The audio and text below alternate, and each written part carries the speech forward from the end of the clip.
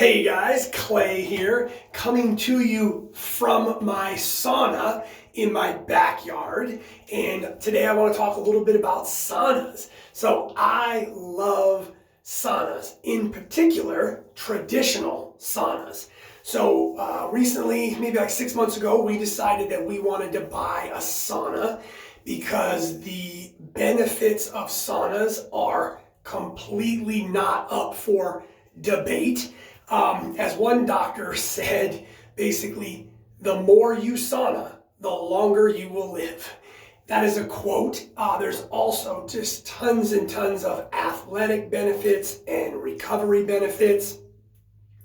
And basically what you're getting out of a sauna is what's called heat shock proteins. Now that's a little bit of a misnomer because you can get heat shock proteins without heat. You can also get them from cold. Really what they should be called is temperature shock proteins. So anytime you shock your body with a significant temperature differential, you can release these heat shock proteins. And heat shock proteins do everything from helping to repair damaged proteins. They increase your immune response. They help protect your heart. They give you a higher insulin production, faster muscle recovery, reduction of free radicals in the body, and on and on and on. So one of the big debates is what's better, traditional sauna or infrared. I'm going to tell you right now, I did hours and hours and hours of research before I invested thousands of dollars into a traditional sauna. In my personal opinion, infrared saunas do have good benefits. And if that's going to work for you, that's great. Couple things. There's no long-term studies with infrared saunas. So some of the preliminary information that's coming out is that they do also help create heat shock proteins in the body, not to the same degree. And they just don't have some of the well-rounded overall effects that traditional saunas have. And there is just decades and decades and decades of studies with traditional saunas and how much they lower mortality rates across all spectrums of diseases. So we decided, based on research, to go with a traditional sauna. And that's what we have here. This is just right outside in our backyard. It runs off of 220. It gets super hot, which I love, and let's talk about that. So one of the reasons I think people like infrared saunas is that supposedly you get similar benefits at lower temperatures.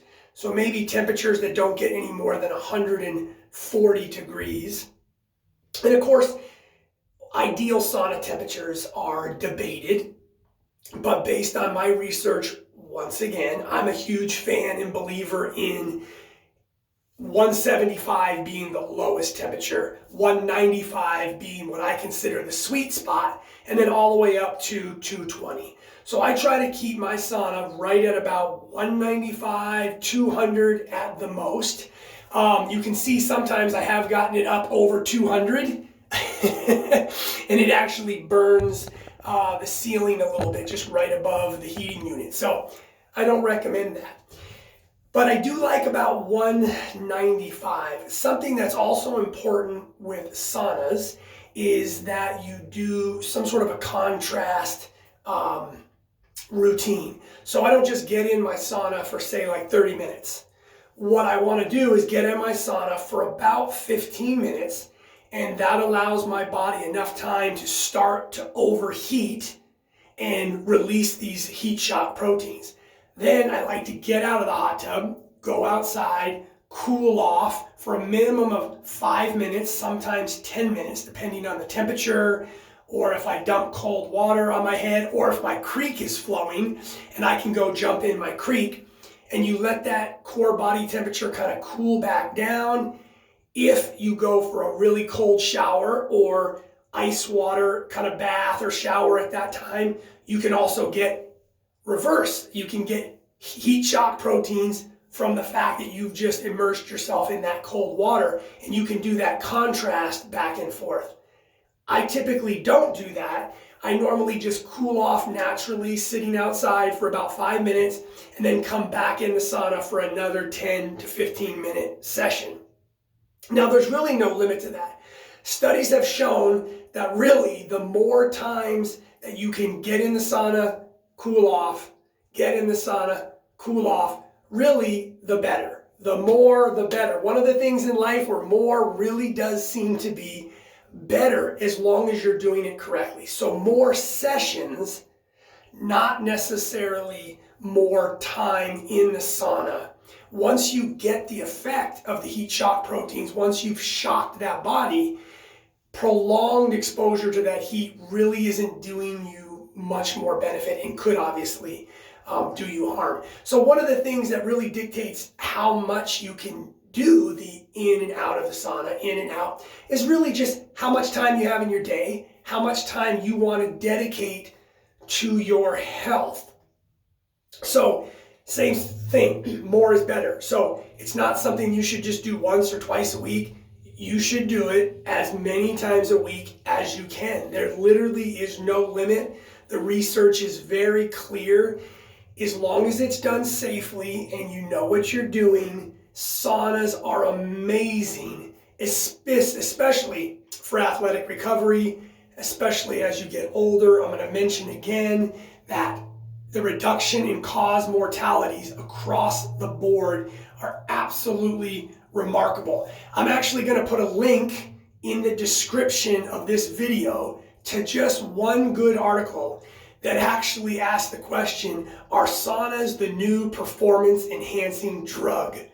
Because the ramifications of how much benefit they have on your body for recovery, for endurance athletes, for muscle hypertrophy are very, very impressive if you take the time to read. So, anyways, if you live here in Boise and you're a friend of mine and you didn't know I had a sauna, hit me up. We can always do a session. We love to work out in the garage and then come out here and hit a sauna session, and it's great. Love the sauna. I think it's worth every penny. If you guys have any questions, or if you use a sauna yourself, if you prefer an infrared sauna, that's fine. They're more convenient, they're cheaper, you can put them in your house, they're 110s. I'm not here to bust on infrared saunas. I'm just saying that in my opinion, a traditional dry sauna is better, and that's what I enjoy doing. So anyways, guys, make sure that you please subscribe, like the video, comment on the video, and we'll see you next time. Thanks.